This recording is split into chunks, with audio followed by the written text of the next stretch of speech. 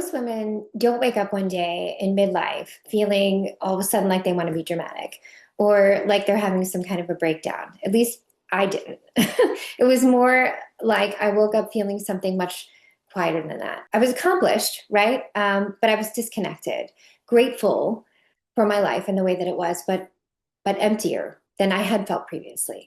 And that was the part that scared me the most. And the other women that I talked to in midlife, that's the scary part.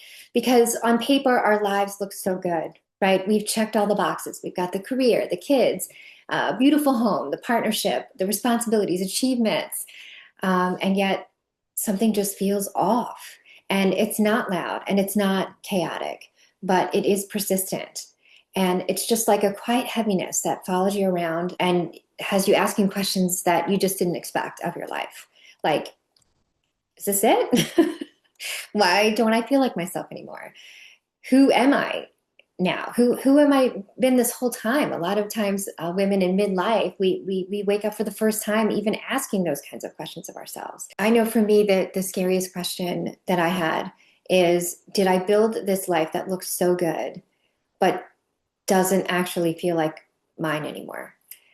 And if you've asked yourself any of those questions lately, I want you to hear this clearly. You're not alone. And this is not a midlife crisis. You are waking up. We are hitting something called our Chiron return, where I talk a lot about Chiron in previous videos, but the Chiron return happens to us in midlife. And basically, Chiron is, it's called a wounded healer. It's an asteroid. Where it is in your chart determines what your deepest core wound is. And in midlife, it returns to the place that it was when you were born, begging you to heal it. That's why things tend to get really loud in midlife, because anything that you've been masking can't be masked anymore. See, most of us spend the first half of our lives in service mode. We give, we do, we hold everything together, we plan all the birthday parties for everyone. We become incredibly skilled at reading the room, right? Meeting expectations, anticipating everyone else's needs. But somewhere along the way, we lost access to ourselves, if we ever had it in the first place. No one taught us how to ask, particularly as women, what do I want? What do I need? What does wholeness actually look like for me? Instead, we just filled roles, right? We were the good daughter, the dependable partner, the selfless mother, the overachiever, the caretaker, the peacekeeper, and we did them all really well. But midlife is often the moment that those roles start to loosen their grip on us. And not because we're ungrateful, not because we've become old and bitter, right? It's because we're starting to outgrow them. This is often how it shows up, right? This is how it showed up for me. Everybody would be in bed. I'd be standing in my kitchen and I would be saying to myself, I've done everything that I'm supposed to do, right? On paper, my life looks incredible. Why do I feel invisible? Why do I feel like I'm the least important person in all of my circles, right? For many women, this shift it happens somewhere between the ages of 45 and 52. And as I mentioned earlier, astrologically, this is often when we experience our Chiron return or Uranus opposition, which I'll also talk about on this channel. But you don't need to know astrology to feel this, right? You feel it as the ache, the fog. It's a restlessness. It's a quiet refusal that says, I don't want to keep performing. I need more than this. And I'm ready to come back to myself. It's not a crisis or a breakdown or selfish, right? This is a soul level initiation. Midlife is not the collapse of your life. It is the reckoning. It's the moment when everything that has been buried under roles, routines, responsibilities starts to surface and it's asking to be seen. That feeling of being lost, it happens when your inner truth no longer fits the outer life that you built. You didn't lose yourself. You just buried her under a lot of responsibility. And now she wants some air. This time in our life isn't about starting over, right? It's not about blowing up your life. It's about starting inward and remembering who you were before you learned how to disappear inside roles. You don't need a 5-year plan, right? You don't even need clarity. You just need honesty, right? Start by asking yourself some questions each day, right? Nothing big.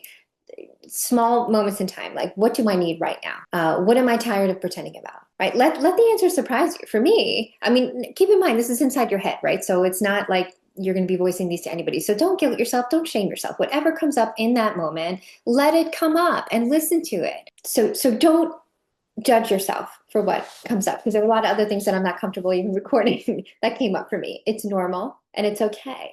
Second, do not judge the fog that you're feeling either, if you're feeling that, right? Confusion isn't failure. It's a sign that the autopilot that you've lived with no longer works for you anymore. You're no longer willing to live unconsciously with you being the least important thing. That's growth, right? Just recognizing it, just saying that out loud is incredible and will start things moving forward for you.